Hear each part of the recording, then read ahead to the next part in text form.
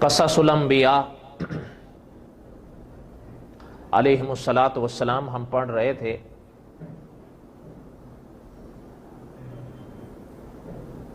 گزشتہ جمعہ ہم نے چند باتیں تاریخ کے حوالے سے حضرت شیس علیہ الصلاۃ والسلام پر عرض کی۔ دعا کیا کریں کہ اللہ تعالی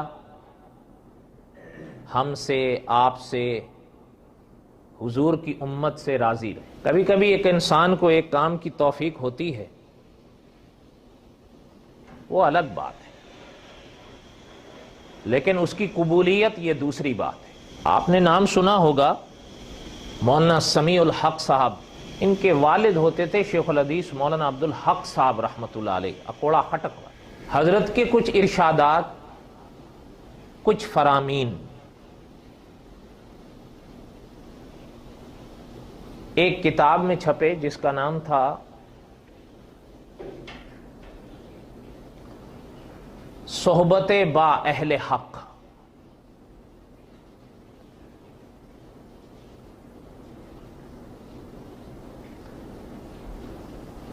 اس میں حضرت کا ایک بڑا عجب جملہ چھپا تھا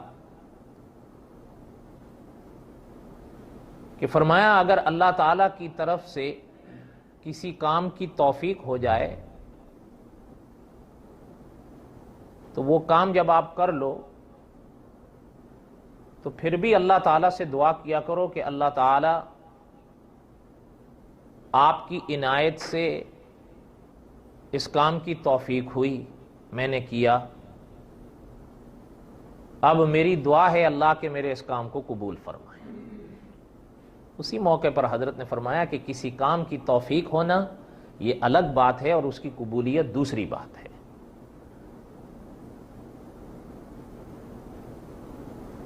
دعا کریں کہ اللہ تعالی ہمارے پڑھنے، آپ کے سننے کو قبول فرمائے۔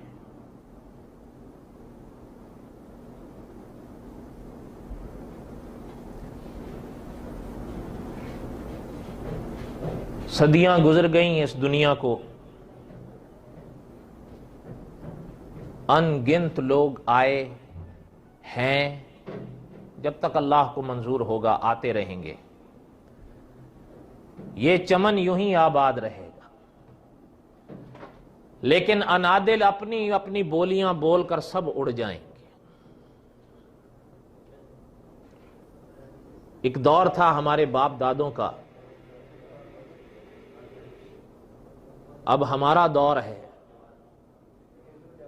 آنے والے کل میں ہماری اولادوں کا دور ہوگا، ہم نہیں ہوں۔ دعا کریں کہ کچھ اچھے نقش پا ہم اس دنیا میں چھوڑ جائیں کہ اگلے جہان میں ہمیں وہاں بہاریں نصیب ہوں۔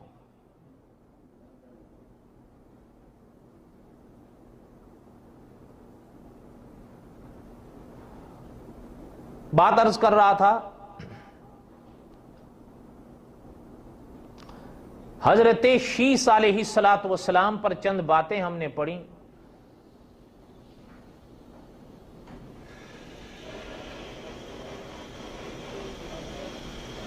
مولانا عبد الرحمن صاحب اپنی کتاب ہدایت کے چراغ میں لکھتے ہیں کہ حضرت آدم علیہ الصلاۃ والسلام اور حضرت آدم علیہ الصلاۃ والسلام کے بعد حضرت کے جانشین حضرت شیس علیہ الصلاۃ والسلام، ان دونوں حضرات علیہم الصلاۃ والسلام، ان دونوں حضرات کے بعد نبوت کے سلسلے میں آئے حضرت ادریس علیہ الصلاۃ والسلام۔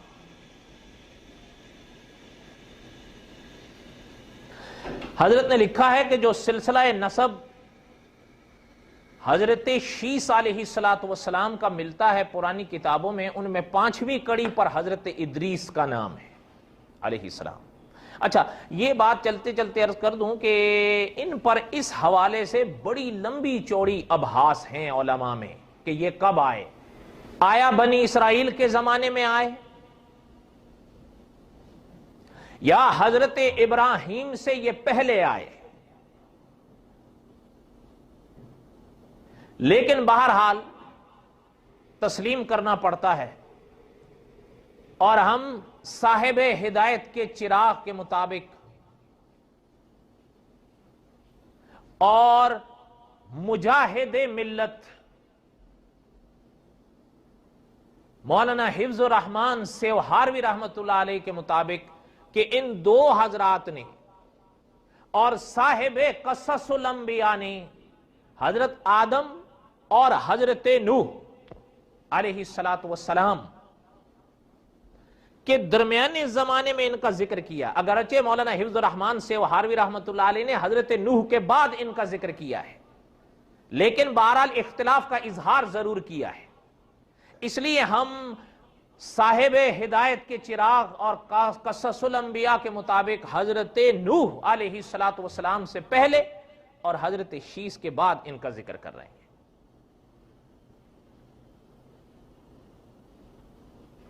میں نے عرض کیا تھا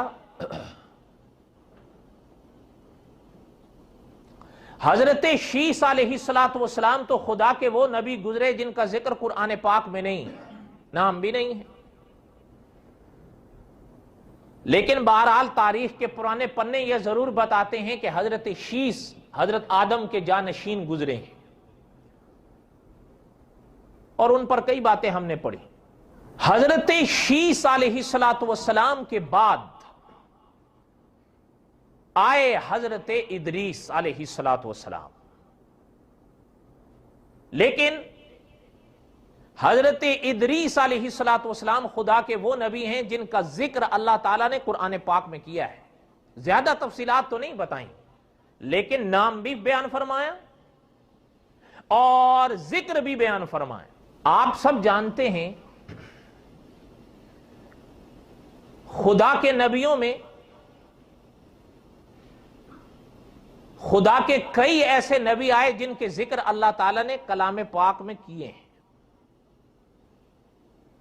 لیکن خدا کے کچھ ایسے نبی بھی آئے جن کے واقعات تو اللہ نے بیان نہیں فرمائے لیکن نام بیان فرمایا، اور کچھ خدا کے ایسے نبی بھی آئے جن کا نہ نام قرآن پاک میں ہے نہ واقعہ قرآن پاک میں۔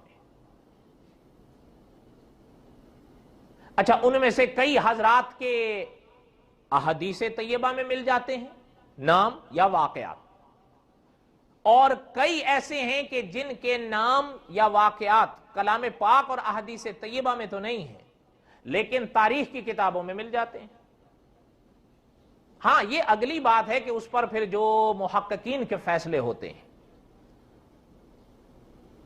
حضرت ادریس علیہ السلام خدا کے وہ نبی ہیں جن کا ذکر اللہ تعالیٰ نے کلام پاک میں فرمایا، نام بھی اور مختصر سا تذکرہ ہے، زیادہ لمبی چوڑی تفصیلات تو نہیں ہے، لیکن بعض احادیث میں حضرت کا ذکر آیا اور تاریخ کی کتابوں میں تو آیا ہی آیا ہے۔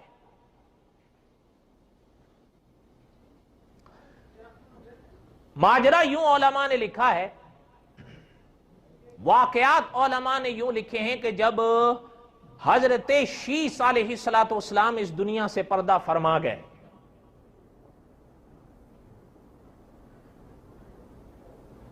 تو اللہ تعالیٰ نے اس زمانے کے لوگوں کی ہدایت کے لیے ان وادیوں میں اللہ تعالیٰ نے حضرت ادریس علیہ السلام کو پیدا فرمایا۔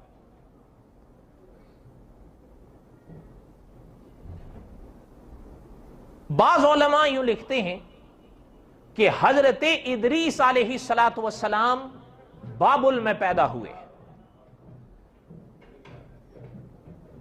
مولانا حفظ الرحمان سیوہاروی رحمت اللہ علیہ کی کتاب قصص القرآن بتاتی ہے بابل عراق کا وہ شہر تھا جو پرانے زمانے میں تباہ ہو گیا۔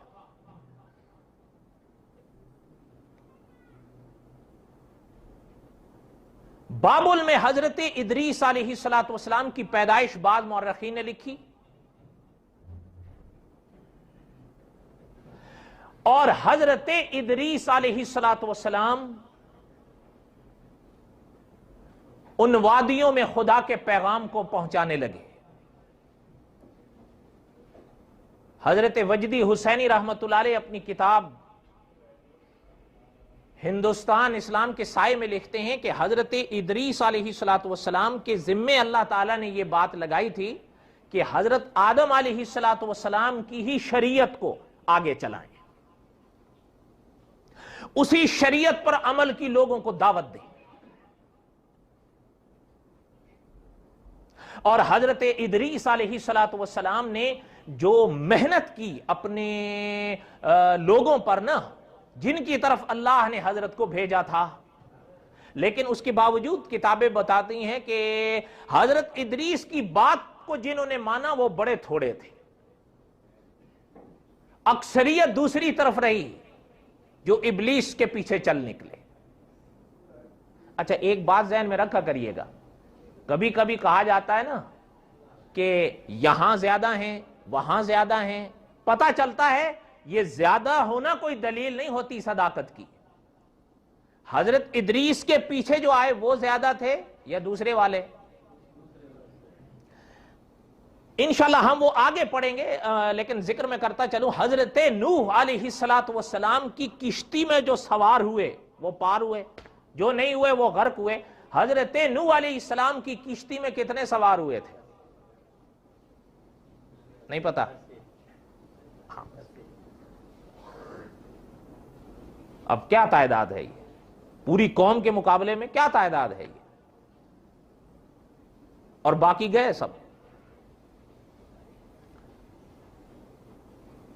تو بہرحال حضرت ادریس علیہ الصلوۃ والسلام نے ان کے آگے دعوت دی، رکھی جو ان کے بس میں تھا، خوب محنت کی ان پر، لیکن ماننے والے تھوڑے، نہ ماننے والے زیادہ۔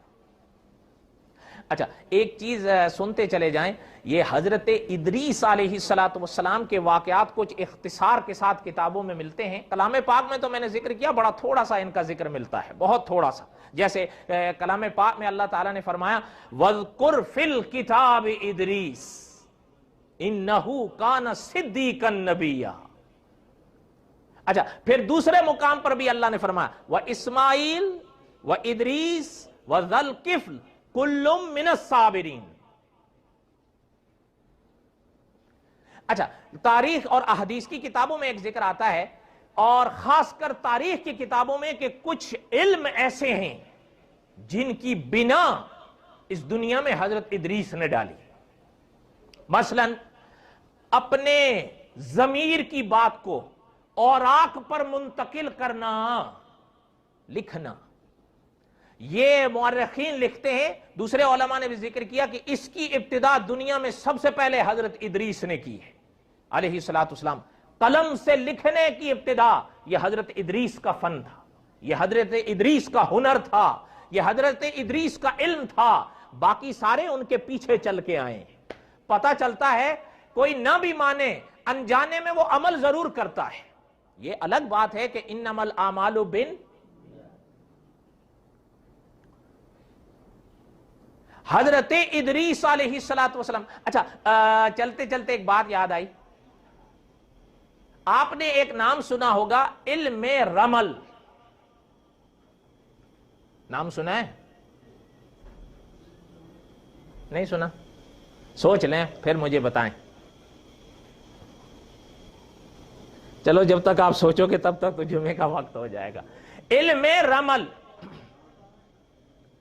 اب علم رمل کیا ہے میں اس لیے پوچھ رہا تھا، آپ کو پتا ہو تو میں اس کی وضاحت نہ کروں، لیکن اب وضاحت کروں گا تو وقت نہیں رہے گا۔ سن لیں، صرف اگلی بات سنیں۔ آپ صلی اللہ علیہ وسلم سے ایک صحابی نے پوچھا رضی اللہ تعالیٰ، آقا صلی اللہ علیہ وسلم سے علم رمل کے بارے میں۔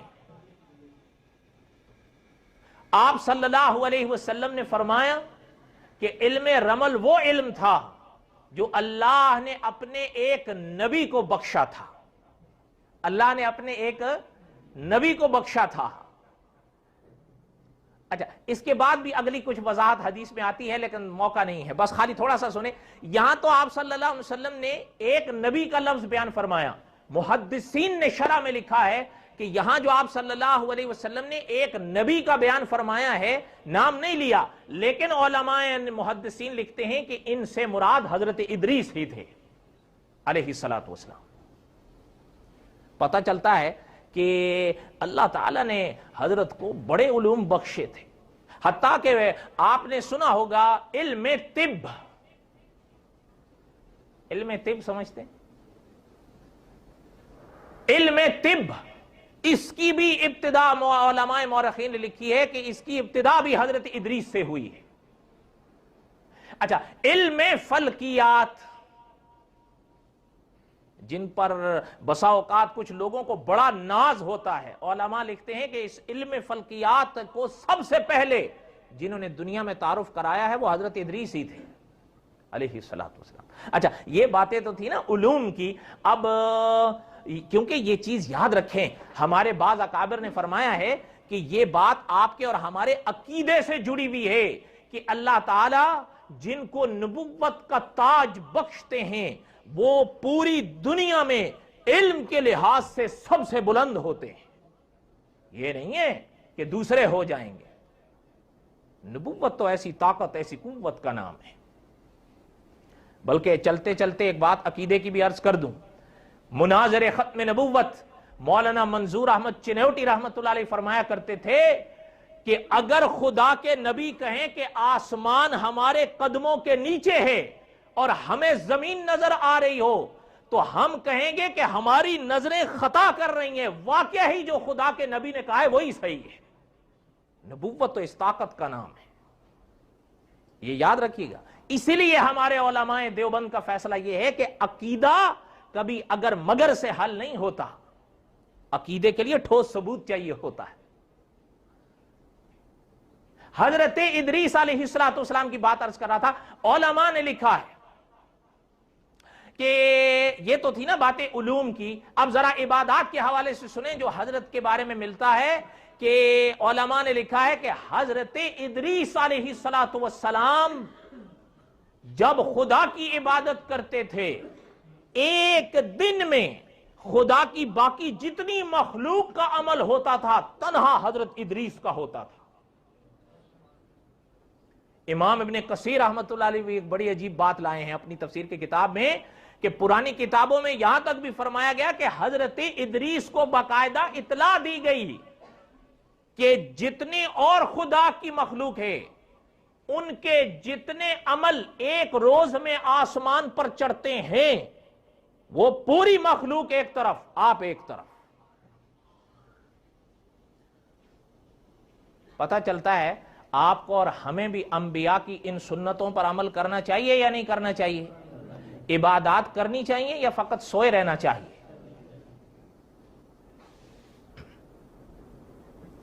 روح کبھی سیر نہیں ہوگی، یہ لذت ایسی ہے، اس روح کو کبھی عبادت کا ذائقہ چکھا کر دیکھو۔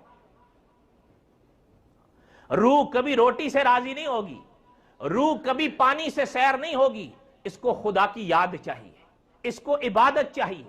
کیوں؟ یہ آئی ادھر سے ہے نا، تو اس کی غذا بھی وہیں سے ہوگی۔ یہ نیچے سے اٹھا ہے، کیا؟ یہ نیچے سے اٹھا ہے، اس کی غذا بھی نیچے سے اٹھے گی۔ نہیں سمجھے بات؟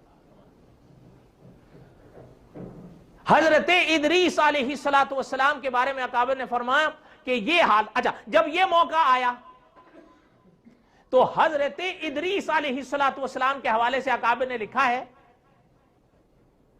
کہ جب حضرت ادریس علیہ السلام کو یہ پتا چلا کہ جب اعمال کا یہ عالم ہے تو حضرت کو خیال آیا کہ پھر زندگی اگر جتنی لمبی ہوگی تو عمل اتنا زیادہ ہوگا، اور عمل جتنا زیادہ ہوگا تو جنت میں درجات اتنے زیادہ ہوں گے۔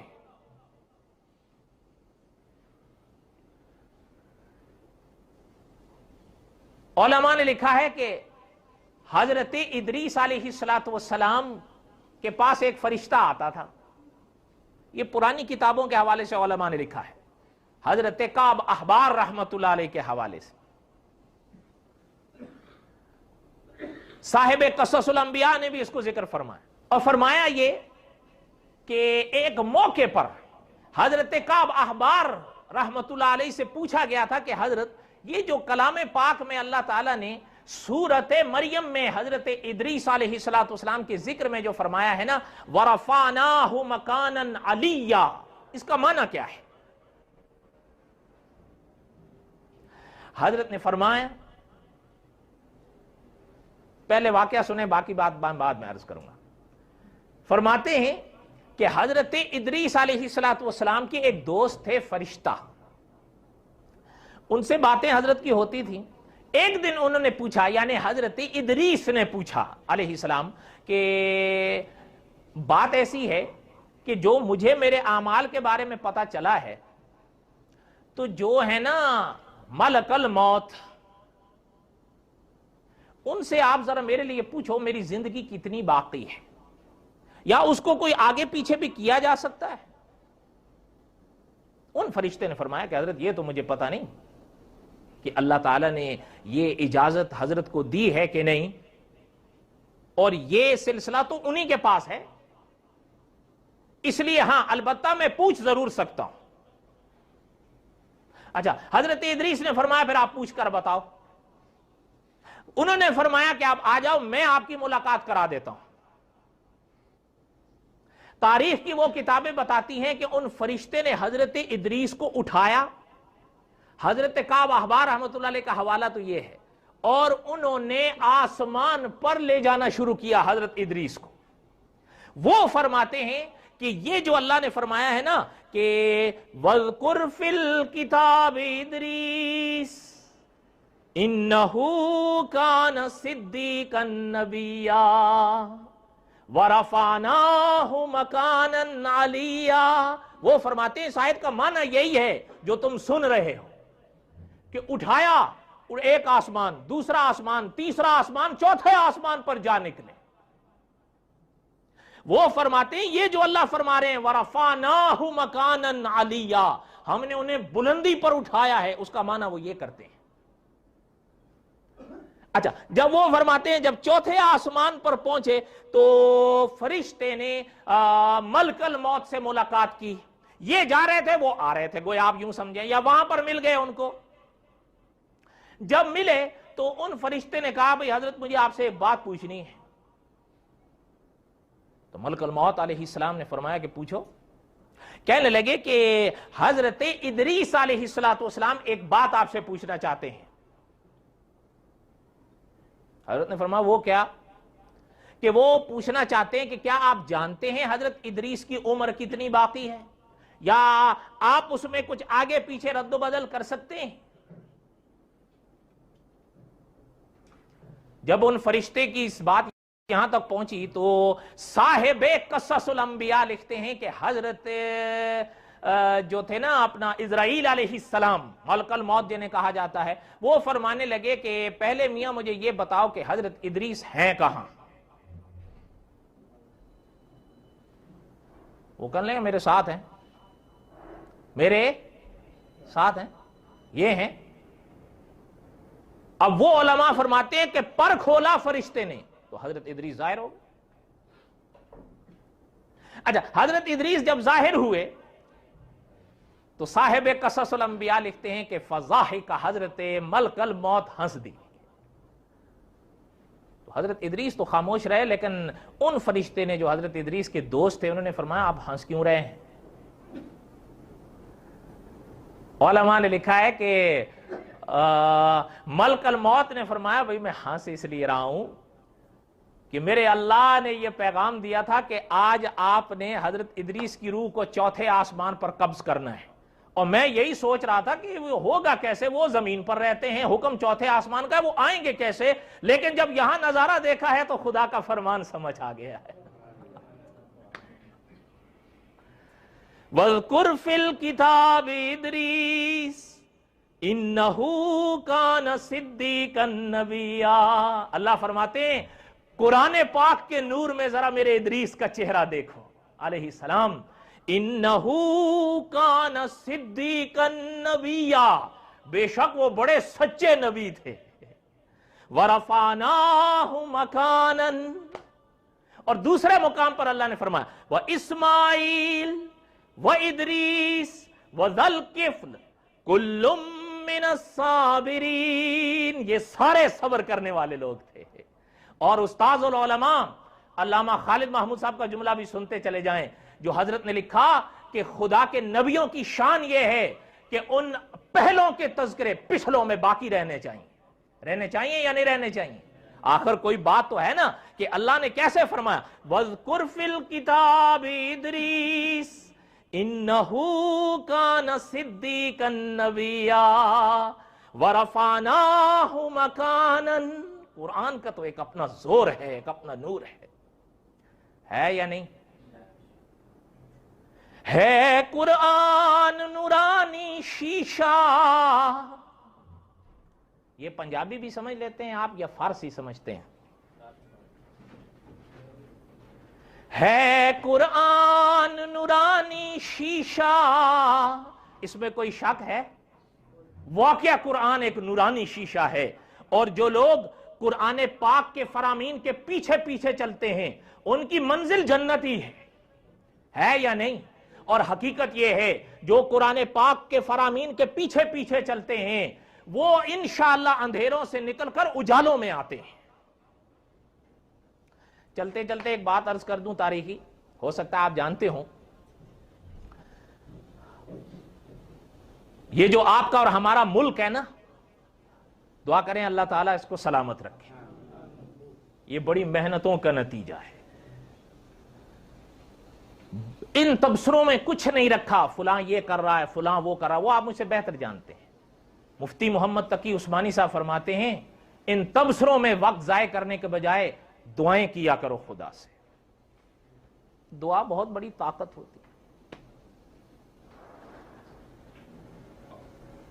इस मुल्क में उस वक्त ये हिंदुस्तान था, अभी पाकिस्तान नहीं बना था। एक शख्स हुए, उनका नाम था कृष्ण लाल। क्या नाम था? कृष्ण लाल। अल्लाह ताला ने उनको ईमान की दौलत बख्शी। बड़ी लंबी रौदाद है उनकी, गालिबन वो 212 सफ़ात में छपी है। जो चीज सुनाना चाह रहा था मैं आपको, वो किताब उन्होंने लिखी कि वो मुसलमान कैसे हुए। और माफ कीजिएगा, नाराज नहीं होगा, वो मेरे और आपकी तरह नहीं थे, बाय चांस नहीं हुए थे, बाय चॉइस हुए थे। आप और हम बाय चांस हुए हैं। क्यों? माशाल्लाह वालिदैन मुसलमान थे, हम पैदा हो गए तो तभी तो हमारे पास कदर भी माशाल्लाह बड़ी है ना। अच्छा चलें, आप मेरी मत माने, आप में से कितने, मैं ये नहीं कहता कि सब नहीं जान, आप में से कितने हैं जो कलमा तैयबा के फर्ज जानते हैं? अच्छा, एक कहता है जी ये कलमा तैयबा के कोई फर्ज नहीं है। भाई तुम नहीं जानते हो तो इसका माना ये तो नहीं है कि नहीं है। मैं गलत कह रहा हूं?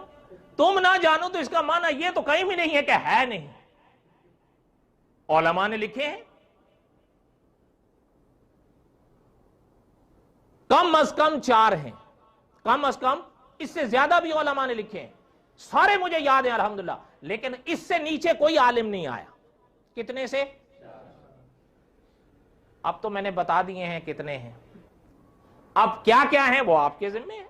जैसे मैं गुज़श्ता दर्स में अर्ज कर रहा था, देखें पुराने उलमा होते थे वो इस्तिलाहात इस्तेमाल किया करते थे, अब की किताबों में वो अमूमन नहीं होती। पता चलता है कि माशाल्लाह अब आप और हम बड़ी मेहनत कर रहे हैं। और मैंने उस गुज़श्ता दर्स में बताया था कि 2 कैफियतें ऐसी हैं वो सुबह शाम आप और हम पर अक्सर लागू रहती हैं, हद से अकबर, हद से असगर। ये 2 इस्तिलाहें हैं और सुबह शाम हमें लाहिक हो सकती हैं और होती हैं।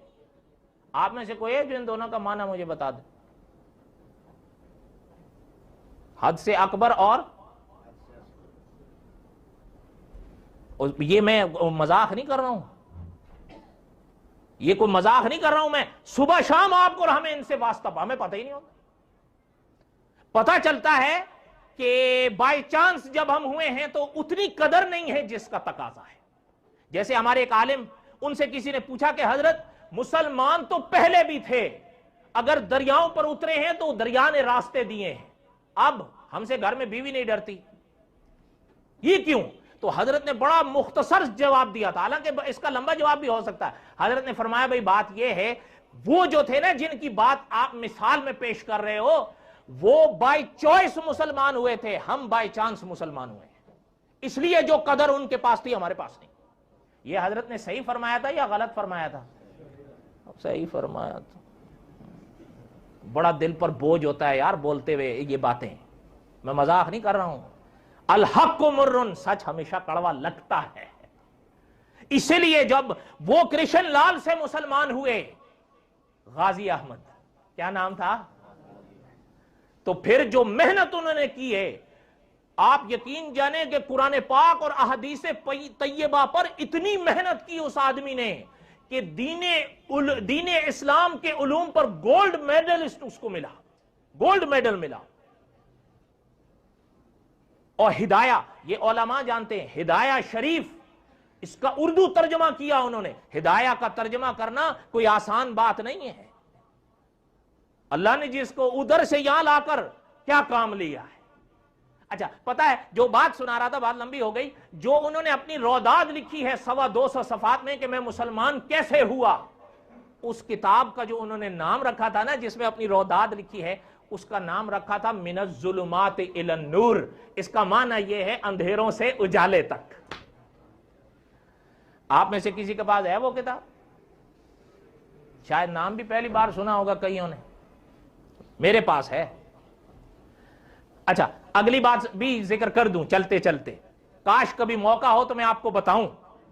حضرت کی ملاقات ہوئی تھی سن 1942 یا 43 کا زمانہ ہے، اس کے لگ بھگ مرزا ناصر قادیانی سے. یہ مرزا ناصر قادیانی کون تھا جانتے ہو؟ نہیں، مرزا غلام احمد قادیانی کا پوتا تھا. یہ مرزا غلام احمد قادیانی کا جو تھا نا اپنا بیٹا بشیر الدین محمود، یہ مرزا قادیانی کی دوسری بیوی میں سے بڑا بیٹا تھا، اس کا یہ بیٹا تھا. حضرت کی اس سے ملاقات ہوئی ہے اور حضرت نے اپنی کتاب کے صفحہ نمبر 114 اور صفحہ نمبر 115 پر وہ واقعہ لکھا ہے. سوال و جواب حضرت کے ہوئے ہیں اس سے، لیکن وہ چیز قابل دید ہے. موقع ہوگا تو کبھی سنائیں گے. خیر کہنے کا مقصد یہ تھا کہ قرآن واقع ہی نورانی شیشہ ہے، تو آپ کو اور ہمیں اپنے آپ کو قرآن پاک کے نور کی روشنی میں سلجھانا چاہیے یا نہیں؟ حضرت ادریس علیہ السلام کے بارے میں جو اللہ نے فرمایا وَرَفَعْنَاهُ مَكَانًا عَلِيًّا، حضرت کعب احبار نے فرمایا یہ معنی ہے اس کا. دوسرے علماء نے فرمایا کہ کچھ علمی اختلاف کے اظہار کے ساتھ کہ اللہ تعالیٰ کی اس فرمان کا معنی یہ ہے کہ اللہ نے ان کو اونچا مقام بخشا اور نبوت سے اونچا مقام. اچھا آخری بات بھی سن لیں. جب حضرت اسرائیل علیہ السلام نے پوچھا کہ وہ ہیں کہاں، فرمایا میرے ساتھ ہیں، تو ہنس دیے. فرمایا اللہ نے مجھے حکم دیا تھا ان کی روح قبض کرنے کے لیے. حضرت ادریس کے سامنے آئے تو حضرت نے فرمایا کہ حضرت اب لیٹ جائیے کہ حکم خدا آ گیا، اور لیٹ گئے تو روح حضرت نے قبض کر لی. اسی لیے علماء نے فرمایا کہ حضرت ادریس کو اللہ نے پھر وہیں رکھا. بعض علماء اس طرف بھی نکلے ہیں کہ حضرت ادریس بھی زندہ ہیں جس طرح کہ حضرت عیسیٰ علیہ السلام زندہ ہیں، لیکن صاحب قصص الانبیاء اور دوسرے علماء نے فرمایا کہ یہ جملہ صحیح نہیں ہے. حضرت عیسیٰ علیہ السلام تو زندہ ہیں اور قیامت سے پہلے اس دنیا میں واپس آئیں گے، اس لیے کہ ان کی خوشخبری حضرت محمد الرسول اللہ دے کر گئے ہیں صلی اللہ علیہ وسلم. اور آپ کا اور ہمارا یہ عقیدہ ہونا چاہیے کہ آسمان کا سورج پھٹ سکتا ہے، لب مصطفیٰ کی جنبشیں غلط نہیں ہو سکتی. ہاں رہ گیا مسئلہ حضرت ادریس کا. وہ فرماتے ہیں حضرت ادریس زندہ نہیں ہیں بلکہ حضرت پر وہیں پر وفات پیش آ گئی تھی. اور دوسری بات یہ ہے کہ احادیث طیبہ میں حضرت محمد الرسول اللہ صلی اللہ علیہ وسلم جب معراج پر تشریف لے کر گئے ہیں تو حضور نے خود فرمایا کہ چوتھے آسمان پر میری حضرت ادریس سے ملاقات ہوئی تھی علیہ السلام. پتہ چلا یا نہیں پتہ چلا؟ اور ایک آخری بات یہ بھی عرض کر دوں کہ حضرت ادریس کی تاریخ کافی میں نے دیکھنے کی کوشش کی، آخر میں حضرت کی قبر کا کہیں نشان مجھے نہیں ملا. حالانکہ میں نے ذکر کیا تھا مورخین کے حوالے سے حضرت آدم کی قبر کا نشان کچھ نہ کچھ انداز تک وہ پیش کرتے ہیں، حضرت حوا کا بھی وہ پیش کرتے ہیں کچھ نہ کچھ روایت کی روشنی میں، اور حضرت شیس کا بھی وہ پیش کرتے ہیں، لیکن حضرت ادریس کے بارے میں قبر کی نشاندہی پر کسی عالم نے ذکر ہی نہیں لکھا. پتہ چلتا ہے کہ حضرت ادریس علیہ السلام کا یہ جو ماجرا ہے نا وَرَفَعْنَاهُ مَكَانًا عَلِيًّا، بات سمجھ میں آئی یا نہیں سمجھ میں آئی؟ اس لیے یہاں تک حضرت ادریس علیہ السلام کا ذکر ملتا ہے، اور کچھ اکابر نے ان کے ملفوظات، ان کے ارشادات سنائے ہیں، لیکن 13 ارشادات بڑے مشہور ہوئے حضرت کے. ان میں سے اگر ان 13 میں آپ پہلا نمبر پڑھو نا تو اس میں حضرت نے توحید ہی کا سبق پڑھایا ہے. کس کا سبق پڑھایا ہے؟ توحید ہی کا سبق پڑھایا ہے. 13 تعلیمات کا خلاصہ حضرت کا لکھا گیا ہے، اور ان کو 13 نمبر دیے گئے، number 1، number 2، number 3، number 4، number 5. ان میں سے جو پہلا نمبر ہے وہ یہی ہے کہ حضرت ادریس نے توحید کا سبق پڑھایا. کس کا سبق پڑھایا؟ توحید کا سبق پڑھایا. اس لیے ہمارے قاری عبدالحی عابد صاحب رحمۃ اللہ علیہ فرمایا کرتے تھے کہ چاہے کچھ بھی آپ کہیں، انبیاء علیہم السلام کی جو تعلیمات ہیں، ان کے تعلیمات کا جو محور ہے وہ سمجھ میں یہی آتا ہے کہ لا الہ. وہ کہتے تھے لوگو پڑھو لا الہ، وہ کہتے تھے لوگو پڑھو لا الہ، خدا کے سوا کوئی داتا نہیں.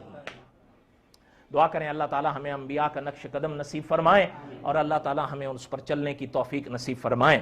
حضرت ادریس علیہ السلام کے زمانے کے آخر میں علماء نے یہ چیز لکھی ہے کہ پھر جب وہ وقت آیا تو اسی وادی میں ابلیس آ نکلا. اس کی اگلی کڑی ہم انشاءاللہ اللہ کو منظور ہوا تو آئندہ پڑھیں گے، لیکن انشاءاللہ میرے اللہ کو منظور ہوا تو آئندہ جمعہ میرا یہاں نہیں ہے، انشاءاللہ تنگ چھنگ میں ہوگا، لیکن جمعہ تو بہرحال ہوگا. آپ حضرات آئیں گے یا نہیں آئیں گے؟ ہاں، اس لیے جمعہ آپ اپنی پابندی سے ادا کریے گا، وہی ٹائم وہی ترتیب رہے گی. اللہ تعالیٰ کو منظور ہوا تو جب اگلے جمعے سے لوٹیں گے تو پھر ہم اس سلسلے کے اگلی کڑی چلائیں گے. وما علینا الا البلاغ المبین.